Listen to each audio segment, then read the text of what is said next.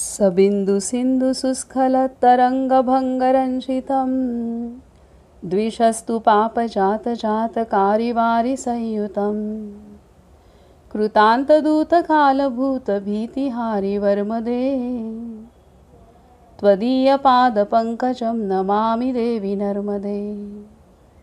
नमामि देवि नर्मदे, नमामि मातु नर्मदे, त्वदीयपादपङ्कजं नमामि देवि नर्मदे।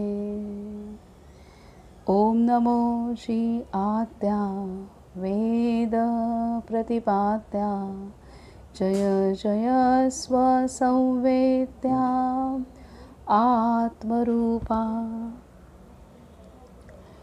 सर्वांना नमस्कार। नर्मदे हर, नर्मदे हर, नर्मदे हर। काल आपण मैयाचं अवतरण कसं झालं हे आपण पाहिलं आणि त्यामध्ये पर्वतरांगांनी, पर्वतामधीलही मेकल पर्वत, त्यांचे पुत्र पर्यंक यांनी मैयाच्या अवतरणासाठी आधार दिलेला आहे आणि मैयाची जी गती आहे ती गती सांभाळण्याचं सामर्थ्य ह्या पर्यंक पर्वताकडे आहे असं स्वतः पर्यंक पर्वताचे पिता मेकल पर्वतांनी सांगितलं आहे।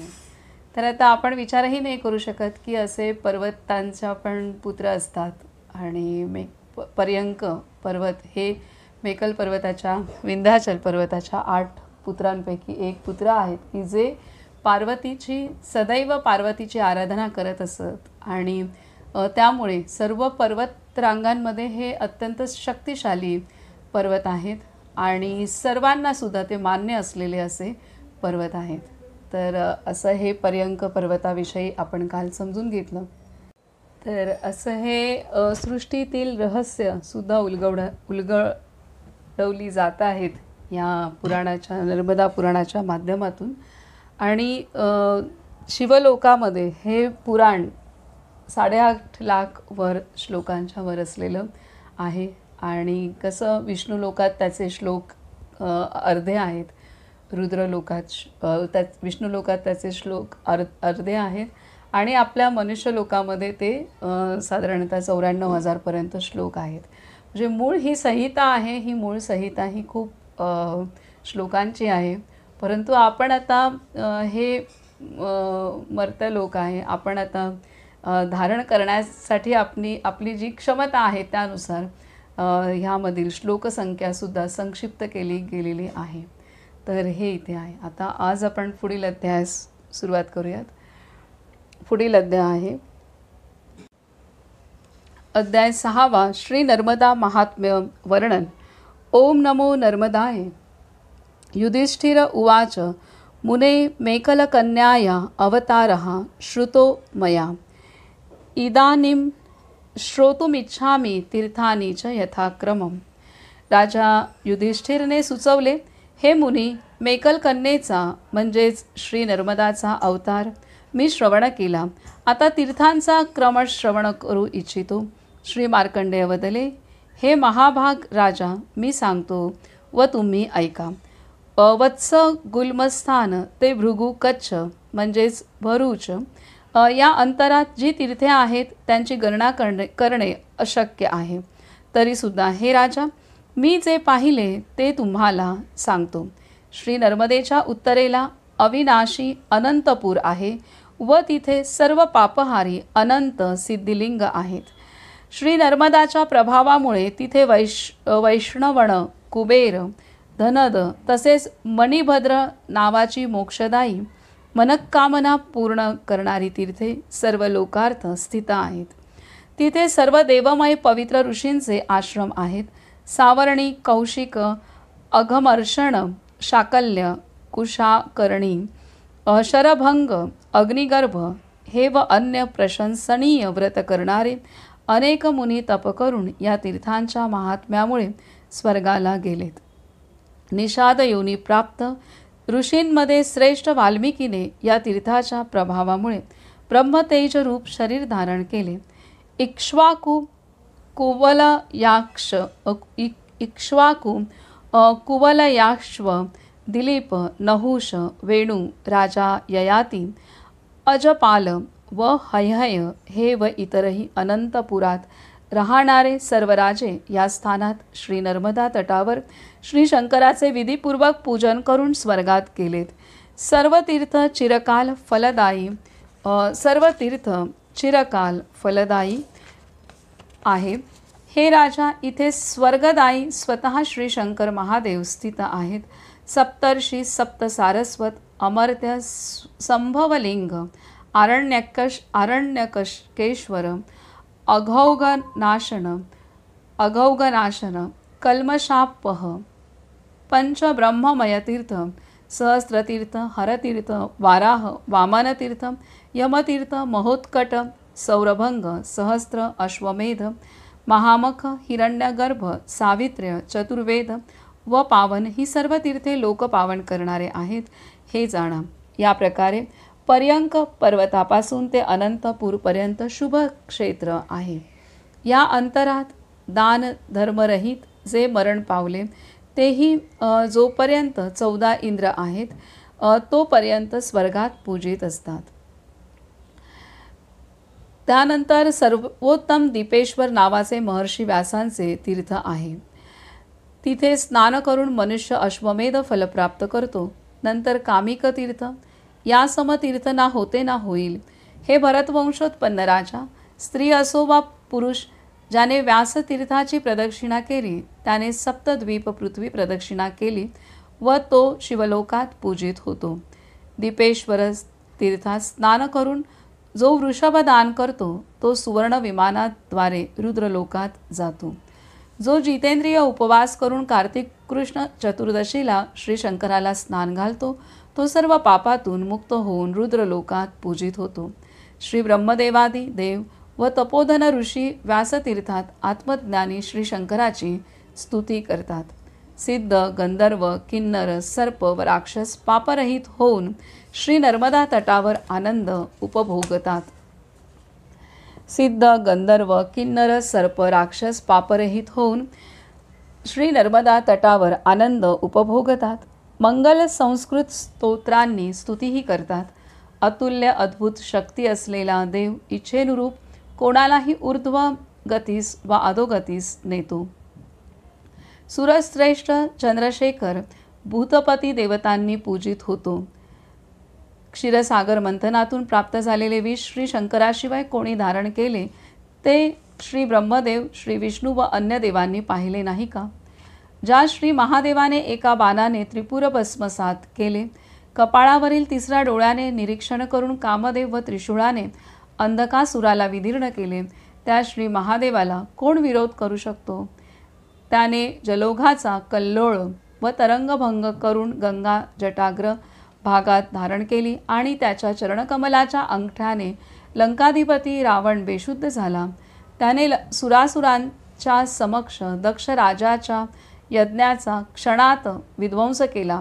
अर्थात प्रलयंकारी व तारकासुराला मारणाऱ्या त्या श्री महादेवाला प्रणाम करून दक्ष राजाला वरही प्राप्त झाला. सर्वांचे श्रेष्ठ उत्तमांग म्हणजे शिर पूजित होते, पण श्री महादेवाचे लिंग पूजित आहे. अत्यंत मूर्ख अज्ञानीसुद्धा शिवलिंग पूजनाने इच्छित पद प्राप्त करतो. जर वृद्ध श्री ब्रह्मदेव, श्री विष्णू, अन्य देव व दैत्य सर्व शिवलिंगाचे पूजन करतात तर खरोखरच सुविचार केला जातो की श्री महादेवापेक्षा अधिक वा समान कोणता देव आहे. श्री महादेवाने चक्र देऊन श्री विष्णूला चक्रांक केले, श्री ब्रह्मदेवाला कमलासन देऊन सरोरुहांक केले, तसेच लिंगांकित व चंद्र चिन्हांनी अयुक्त जग त्याचे आहे. तरीसुद्धा लोकांना विचार करावा लागतो. याबाबत आश्चर्य वाटण्यासारखे काही नाही, कारण हाताचे कंकण पाहण्यासाठी मूर्ख लोकांना खरोखरच आरसा लागतो. महर्षी श्री व्यासांनी पुण्यदायी व पापनाशक देवादिदेव श्री शंकराचे पवित्र स्तवन केले. विधीपूर्वक अर्घ्य व पाद्यपूजन करून मधुरवाणीने म्हटले, हे देव, आपण माझ्यावर प्रसन्न व्हावे. जो श्रद्धेने आपले पूजन करेल त्याला फलप्राप्ती व्हावी. या प्रकारे स्तुती करून ऋषी श्री नर्मदाच्या दक्षिण तटावर इच्छेनुरूप निघून गेलेत. त्यानंतर अन्य ऋषी व्यास महर्षींना म्हणाले, हे महाभाग, तुमचा आश्रम नित्य कावळ्यांनी व्याप्त असतो, तेव्हा कावळा आश्रमात प्रवेश करणार नाही असे काहीतरी करावे. महर्षी श्री व्यास म्हणाले, जे कावळे या आश्रमात येतील ते मृत्युमुखी पडतील व त्यांचे डोके फुटेल. महर्षी श्री व्यासांनी शाप दिल्यामुळे कावळे घाबरून त्या आश्रमात प्रवेश करत नाहीत. श्री व्यास महर्षींचे वचन ऋषींनी ऐकले. श्री नर्मदाच्या दक्षिण तटावर देवाराधनेत तत्पर सर्व मुनी राहतात. श्री महादेवाची विधीपूर्वक आराधना करून श्री व्यासांनी यस्यास्ति शक्तीही इत्यादी सर्व स्तोत्रांनी स्तुती केली.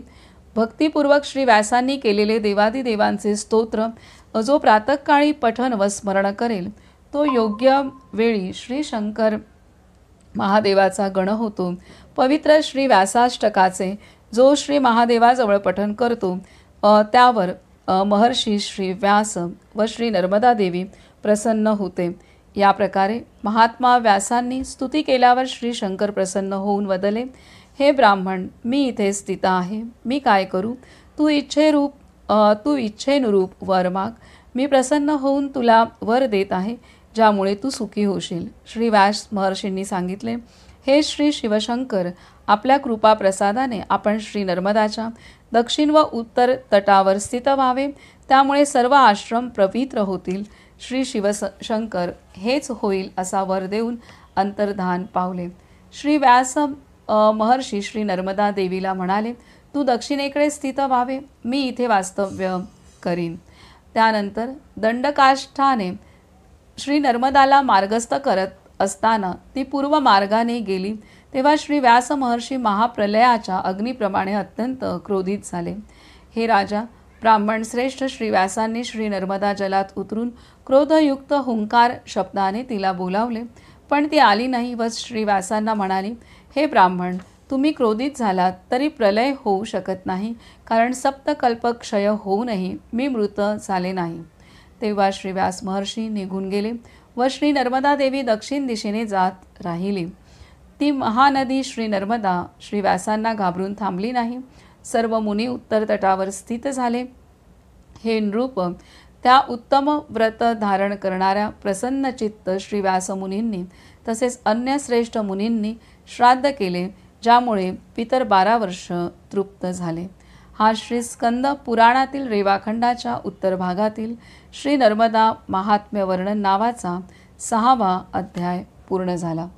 इथं वेदव्यासांचं सर्व आणि त्यांनी कसं कार्य केलेलं आहे हे दिलेलं आहे आणि त्याचप्रकारे श्री नर्मदेचं महात्म्य इथे वर्णन केलेलं आहे.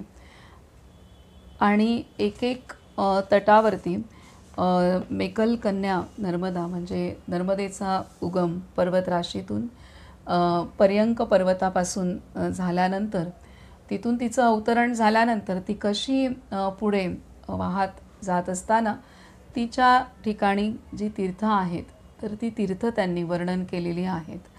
आणि व्यासतीर्थ त्यांनी विशेषत्वाने इथं वर्णन केले आहे. आणि व्यास महर्षींचा आणि नर्मदेचा असलेला इतिहाससुद्धा इथं त्यांनी सांगितलेला आहे. आता पुढील अध्याय आहे श्री व्यासतीर्थ महिमा वर्णन.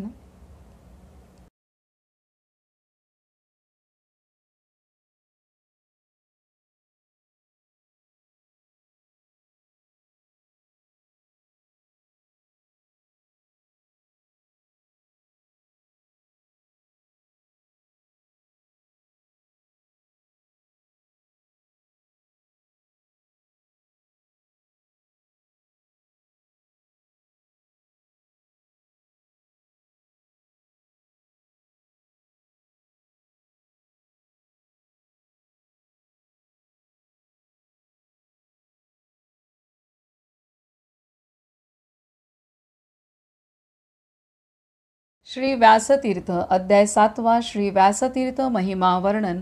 ओम नमो नर्मदाय. श्री मार्कंडेय उवाच. अन्यतीर्थम महापुण्यम सर्वपापप्रणाशनम अश्वमेध समुद्भूता नदी यत्र वरांगना. मुनिश्रेष्ठ श्री मार्कंडेय वदले, सर्व पापनाशक अन्य महापवित्र तीर्थही आहेत, जिथे अश्वमेधातून उत्पन्न झालेली श्रेष्ठ नदी आहे. त्या संगमात स्नान करून स्त्री वा पुरुष अश्वमेधाचे फल प्राप्त करून रोगमुक्त होतो. तिथे पितरांची प्रीतीवर्धन करणारे श्राद्ध करतात. त्रिपुरीच्या पूर्व भागात दक्षिण दिशेला लोकानुग्रहार्थ श्री शिव स्थित आहेत. विद्वान ते शिवक्षेत्र समजतात. 85 तीर्थे कुरुक्षेत्रात तर 85 तीर्थे इथेही आहेत. 85 तीर्थे कुरुक्षेत्रात तर 85 तीर्थे इथेही आहेत. सूर्यग्रहणात कुरुक्षेत्र व हे तीर्थ देवांनी समान वर्णिले आहेत. हे नृपश्रेष्ठ, श्राद्धासाठी 3 लाख तीर्थांचा पुराणात उल्लेख आहे. ती सर्व तीर्थे तिथे स्थित आहेत, जिथे मधुदैत्याला ठार करणारे देवेश माधव निवास करतात. तिथे सहस्त्रमस्तक व उत्पलावर्त नावाचे हरी म्हणजे श्री विष्णू व हर म्हणजे श्री महादेव हे दोघे व तिसरी श्री नर्मदा आहे. हे राजा, त्या श्री नर्मदाचे इंद्रादी देवतांकडून काय वर्णन होऊ शकेल? हे महाराज, श्री नर्मदेत स्नान केल्यास पुनर्जन्म होत नाही, पापयोनीत प्रवेश नसतो व यमलोक पाहावा लागत नाही.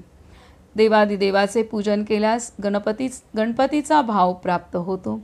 तिथे शंख चक्र गदा धारण करणाऱ्या श्री विष्णू भगवानाची श्री ब्रह्मदेव व इंद्रादी देवतांद्वारा उपासना केली जाते.